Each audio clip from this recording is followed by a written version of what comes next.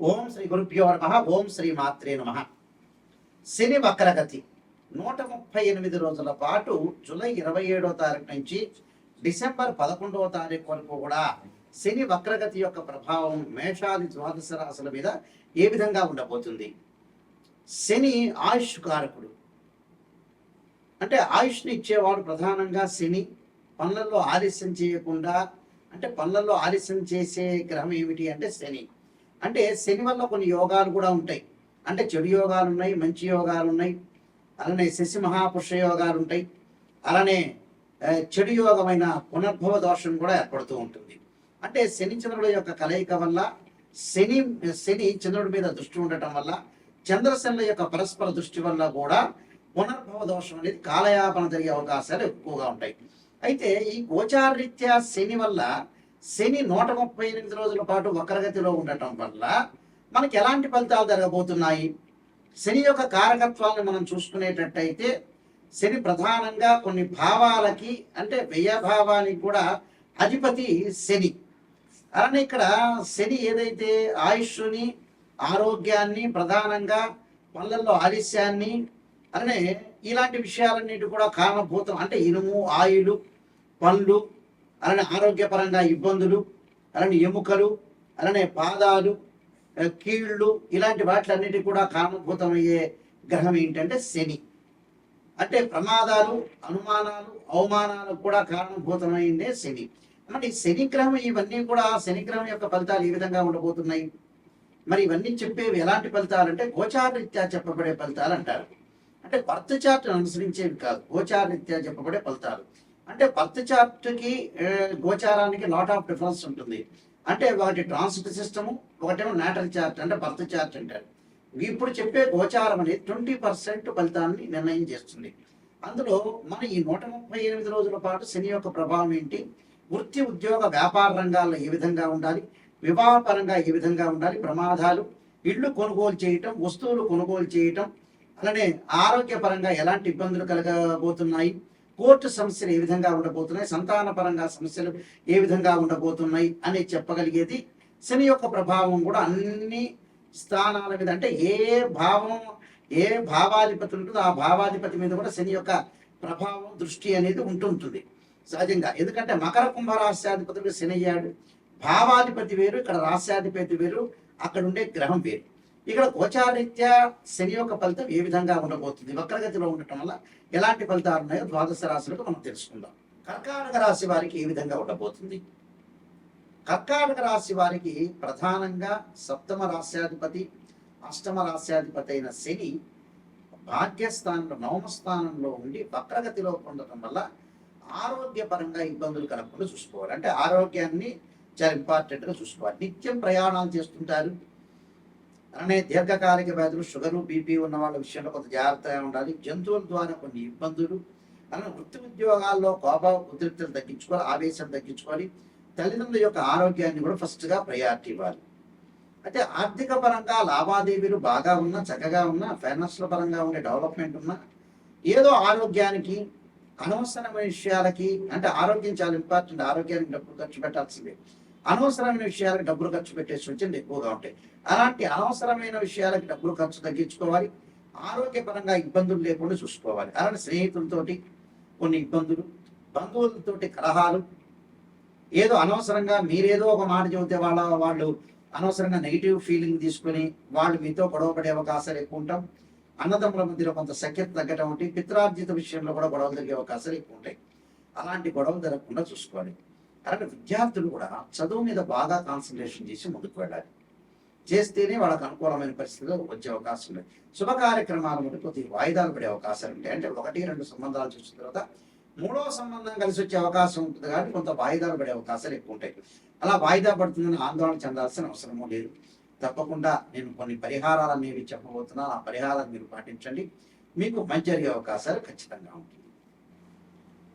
ఈ యొక్క శని యొక్క దోషం పోవడానికి మీరు చేయాల్సింది ఏమిటి అని అంటే, శనికి అధిదేవత, ప్రత్యదేవత, అధిష్టాన దేవతలు, అంతరిక్ష దేవతలు అనేవాళ్ళు ఉంటారు. ఈ అంతరిక్ష దేవతలు శనికి ప్రధానంగా దక్షిణకాళి స్తోత్రాన్ని ఒక దేవాలయంలో, అంటే శివాలయంలో కానీ ఆంజనేయ స్వామి దేవాలయంలో కూర్చొని దక్షిణాకాళి యొక్క స్తోత్రాన్ని పాలన చేయడం చాలా మంచిది. దానితో పాటు శనికి అధిదేవత ప్రత్యదేవతలు అంతరిక్ష దేవతలు అనేవాళ్ళు ఉంటారు కాబట్టి అంతరిక్ష దేవత దక్షిణకాళి స్తోత్రాన్ని పాలన చేయాలి. అలానే శనివారం రోజున కానీ ఆదివారం రోజు కానీ కాలభైరవాష్టకాన్ని చదువుకోవడం చాలా మంచిది. ఈ కాలభైరవాష్టకాన్ని చదువుకోవడం వల్ల మనకు మంచి జరిగే అవకాశాలు ఖచ్చితంగా ఉంటాయి. అలానే శనివారం రోజున ఈ 138 రోజుల శనివారం ఒక శనివారం రోజున నల్ల నువ్వులు బెల్లాన్ని కలిపి ఉండల్లాగా తయారు చేసి ఒక దేవాలయంలో ప్రధాన అర్చకులకు ఇస్తే ప్రధాన అర్చకులు అందరికీ కూడా వితరణ చేసే అవకాశాలు ఖచ్చితంగా ఉంటాయి. దాంతోపాటు శనీశ్వర హోమము అలానే 19,000 సార్లు శని జపాన్ని చేసుకోవటం కూడా చాలా మంచిది. అలానే ఆరోగ్యపరంగా ఇబ్బందులు కలుగుతున్న వ్యక్తులకి నువ్వుల నూనెతో శివుడికి అభిషేకం చేయటం ఒకటి. శరీరే జర్జరైపోతే వ్యాధిగ్రస్తే కలేబరే ఔషధం జాహ్నవీతోయం వైద్యో నారాయణ హరి మంత్రాన్ని చక్కగా చదువుకోవాలి. నీలాంజన సమాభాసం రైపుత్రేమామృజం ఛాయా మార్తాండ సంభూతం తమ నమామి శనీశ్వరం అనే మంత్రాన్ని చక్కగా చదువుకోవటం. అలానే నల్ల నువ్వులు, నల్లని వస్త్రము, నల్లని గొడుగు, నల్లని చెప్పులు, నల్లని మేకు దానం చేయటం వల్ల కూడా శని యొక్క దోషం పోయే అవకాశాలు ఖచ్చితంగా ఉంటాయి. కాబట్టి తప్పకుండా ఈ శని యొక్క పరిహారాలు చేసుకొని ముందుకు వెళ్ళాలి. దాంతోపాటు ఇవన్నీ కూడా గోచారీత్యా చెప్పబడే ఫలితాలంటారు. గోచారం ఎప్పుడూ కూడా ఈ 138 రోజుల పాటు వృత్తిపరంగా ఎలా ఉంటుంది, ఉద్యోగపరంగా ఎలా ఉంటుంది, వ్యాపార పరంగా ఎలా ఉంటుంది, ఎలాంటి నిర్ణయాలు తీసుకోవాలి, ఎలాంటి నిర్ణయాలు తీసుకుంటే మనకు మంచి జరుగుతుంటుంది, ఎలాంటి చెడు ఫలితాలను మనం ఎలా ఓవర్కమ్ చేస్తాం అనేది తెలుసుకోవాలి. అలానే విద్యార్థులకు ఎలా ఉండబోతుంది, మరి విద్యార్థులు ఎలాంటి నిర్ణయాలు తీసుకోవాలి, స్త్రీలు ఎలాంటి నిర్ణయాలు తీసుకోవాలి, కోర్టు సమస్యలు ఏంది, భూములు, రైతులు పొలాలు కొనుగోలు చేయటం, అలానే కోర్టు సమస్యలు రాకుండా, పోలీస్ స్టేషన్ సమస్యలు రాకుండా ఎలాంటి తగు జాగ్రత్తలు తీసుకోవాలి. గోచారం అంటే ఏంటంటే ఎలాంటి నిర్ణయం తీసుకోవాలి, ఎలాంటి జాగ్రత్తలు తీసుకోవాలి, ఎలాంటి జాగ్రత్తలను మనం ఓవర్కమ్ చేయాలి, ప్రొఫెషన్ పరంగా ఏ విధంగా ఉండబోతుంది, బిజినెస్లో ఎవరిని నమ్మాలి నమ్మకూడదు అనే జాగ్రత్తలు ఈ 138 రోజుల పాటు సూచనలు చేసేదే గోచారం అంటారు. గోచారానికి బర్త్ చార్ట్కి లాట్ ఆఫ్ డిఫరెన్స్ ఉంటుంది. బర్త్ చార్ట్ అంటే ఏంటంటే 80% name, date of birth, time, place of birth తీసుకుని మ్యాథమెటికల్ క్యాల్కులేషన్ వేసి 16 లగ్న కుండల్ని మనం చూసుకున్న తర్వాత దాన్ని ఆ 16 లగ్న కుండలని దశలు, అంతర్దశలు, సూక్ష్మ దశలు, ప్రాణదశల్ని మనం అనాలిసిస్ చేసి అలానే వివాహపరంగా ఏ విధంగా ఉండబోతుంది, ఎప్పుడు వివాహం జరగబోతుంది, ఉద్యోగపరంగా ఎలా ఉండబోతుంది, ఫైనాన్షియల్ పరంగా ఎకనామిక్ గ్రోత్ ఎలా ఉండబోతుంది, లైఫ్ను ఎలా ఎన్హాన్స్ చేసుకోవాలి, వివాహం ఎప్పుడు అవుతుంది, వైఫ్ అండ్ హస్బెండ్ రిలేషన్లో ఏ విధంగా ఉండబోతుంది, మరి జీవితంలో ఎలాంటి నిర్ణయాలు తీసుకోవాలి, ఎప్పుడు బాగుంటుంది, ఏ దశలు కలిసి వస్తాయి, ఏ దశలు కలిసి రాదు, సంతాన సమస్యలు ఏంటి, సంతానం గురించి ఏంటి అంటే ఓవరాల్గా ప్రతి విషయం కూడా బర్త్ చార్ట్ ద్వారా లైఫ్ లాంగ్ యొక్క ప్రొటెక్షన్ అనేది వస్తుంది. దీనికి ఏమిటి, ద్వాదశ భావాధిపతులు వేరు, రాస్యాధిపతులు వేరు. ఎక్కడైతే ఆ గడిలో ఆ రాశిచక్రంలో మేషాది రాశుల్లో ఎక్కడెక్కడ ఏ గ్రహం ఉంది అంటే భావాధిపతులు అంటే ఏంటంటే ఓనర్, ఇంటి ఓనర్. రాస్యాధిపతి అంటే బిల్డర్, ఆ ఇల్లు కట్టించిన వాడు.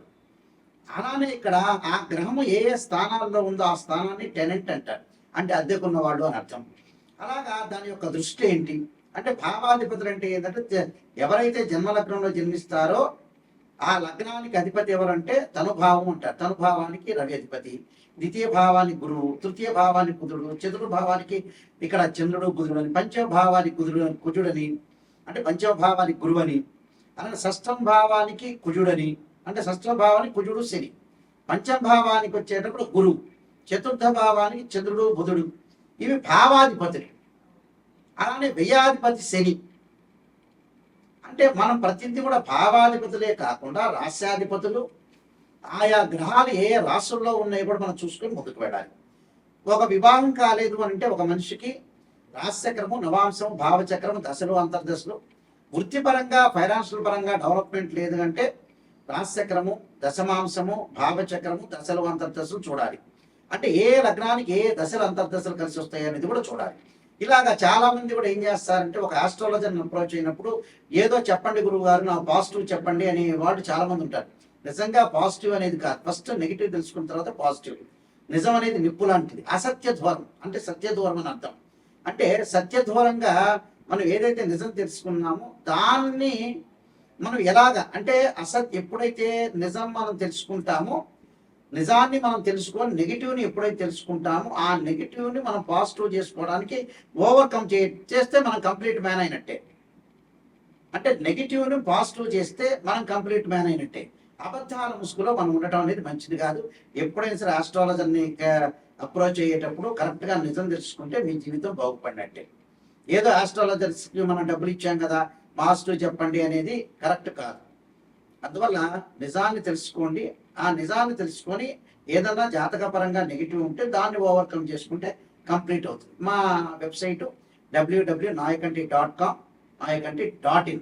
నేను నెంబర్ ఆఫ్ ఆస్ట్రాలజీ బుక్స్ రాశాను. కాలసర్పయోగము, కాలసర్పయోగ చంద్రిక, రాహుకేతులు, ఛాయాగ్రహాలు, బృహత్ పరిహార సింధు, పుత్రగణపతి వ్రతము, స్వప్న శాస్త్రము, సర్వదేవతా గోత్ర ప్రవర్త పార్ట్ 1, పార్ట్ 2. అలానే ముఖ్యంగా నవగ్రహ దోషాలకి ద్వాదశ మహావిద్యల యొక్క స్తోత్ర పారణాలు, వివాహ మార్తాండము, జాతక Chandrika, production of astrology, transits of results అనే బుక్స్ రాశారు. మీరు అన్నీ కూడా నిజంగా నెగిటివ్ తెలుసుకొని దాన్ని పాజిటివ్ చేసుకోవడం ఎలా అనేదే పాయింట్ ఆలోచన చేయండి. ఎందుకంటే మ్యాథమెటికల్లో డిగ్రీల్లో ప్రతిదీ కూడా అనాలిసిస్ చేస్తేనే మనకు తెలుస్తుంది. గోచారం అనేది 20% సపోర్ట్. ఈ 135 రోజుల పాటు ఎలాంటి సూచనలు, ఎలాంటి నిర్ణయాలు తీసుకోవాల్సిన అవసరం ఉంటుందనేది చూసుకోవాలి. ఎందుకంటే గోచారిత్య శని, ఎల్నాటి శని ప్రభావం, అలానే అర్ధనాష్టమ శని, అష్టమ శని, కంటక లేదు పొంగు శనులు ఏ విధంగా ఉండబోతున్నారు, ఎలాంటి పరిహారాలు చేసుకోవాలి అంటే నేను చెప్పిన పరిహారాలన్నీ కూడా మీరు చేసుకుని ముందుకెళ్తే మీకు మంచి జరిగే అవకాశాలు ఖచ్చితంగా ఉంటాయి. మీకు అందరికీ కూడా స్క్రీన్ మీద స్క్రోలింగ్ అవుతున్న నెంబర్ కనపడుతుంది. ఆ నెంబర్కి నాకు కాల్ చేయొచ్చు. మీ అందరికీ కూడా పరమేశ్వరుడు యొక్క కరుణాకటాక్షం ఉండాలని ఆశిస్తూ సర్వే జనా సుఖినో భవంతు.